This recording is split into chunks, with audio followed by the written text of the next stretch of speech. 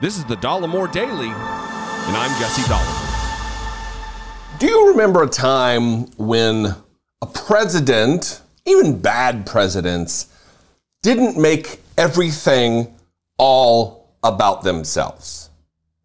That when a leader of the United States of America would go to a funeral, let's say, they wouldn't turn it into a rally moment. They wouldn't turn it into a campaign moment to say, look at me, let's forget about the person we're memorializing, and let's talk about me.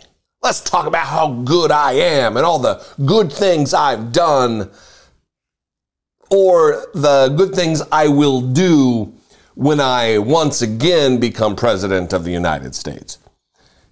George W. Bush, you would never have seen this. Ronald Reagan, you would never have seen this. Certainly George H.W. Bush, you wouldn't have seen that. But the Republican Party has now just morphed into this promotion vehicle for Donald Trump. It's a stunning thing. And it's something we're used to. We've seen it since 2015 when he came down the escalator. But now with him back on the scene running for president again, it's stunning to watch in its full glory, because it's not the same level of shameless self-promotion that it used to be. It's a whole new echelon for Donald Trump. I talked last week about the death of Doesnt and Donald Trump's bizarre announcement that he was going to be speaking at her memorial that ended up being 3 hours. He whined about that on the stage. And I posited that it's possible that he is starting to have a cognitive slip. And I still believe that. And I think I maybe this weekend reinforced that opinion. Because it was, well, one, when I die, whenever that is, please don't bring up a bunch of people to talk about themselves at my memorial service. Don't let some politician hijack the thing. Don't let the people who speak only talk about the most famous person in the room. Because that's exactly what happened this weekend in Fayetteville, North Carolina, at the memorial service, the funeral service of Lynette Hardaway, Diamond of Diamond and Silk. First, I'm going to play a clip here because we'll get right to the fact checking. Donald Trump, of course, wants to take credit for paying for the venue and says we had to get it because there was going to be so many people. And he peers out over this, what you think would be a massive crowd of people there to memorialize Diamond. You would think with this, oh, look at the sea of people out there. That is just not the case, and we'll talk about that on the other side of the clip. Please know that we share in your grief. That's why you have such an incredible crowd of people. I said, let's pick a big place. I don't care. Don't worry about it. Just pick a big place. Because the chapel wouldn't have held the kind of people, the number of people that we have. And we're doing it right, and that's the way it should be. And I did notice a big line of very, very nice vehicles outside. That's going to be handled properly, right? So we're going to handle it properly. Go out in style. She knew that. Go out in style. A lot of that I don't understand, because Donald Trump is just, his free association is just, it's a nightmare to try to follow. But you definitely get, I paid, who cares, just get it. Make sure it's huge so we can accommodate the crowd. There was long lines of people. Apparently that's not the case. Reading from the Fayetteville Observer, the local paper there, Trump joins family to honor Hoke County conservative activist Diamond at Fayetteville Celebration of Life. The roughly 3-hour celebration began at 3:15 p.m. with a pre-show emceed by Rose Tennant, a conservative talk show host, and featured musical performances from the North Carolina Rally Team Choir, Wade Jennings, and the Everett Family Gospel Ensemble. And here we go. Donald Trump's crowd. The more than 150 attendees received patriotic programs bearing Diamond's portrait and a list of Diamond-isms bearing some of her most popular catchphrases, such as "Don't get it twisted" and "Dump the rest of those chumps and vote for Donald J. Trump." Well, those are some sweet Diamond-isms.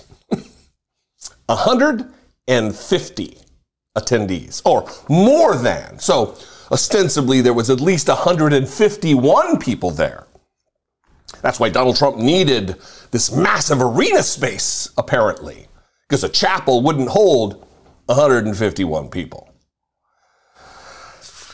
The lies and the nonsense continued. It wasn't just about his campaign promises and what he's going to do and the aggrieved nature of everything. There was vaccine skepticism. There was COVID as a hoax. There was a lot of troubling things that for a memorial, for sure.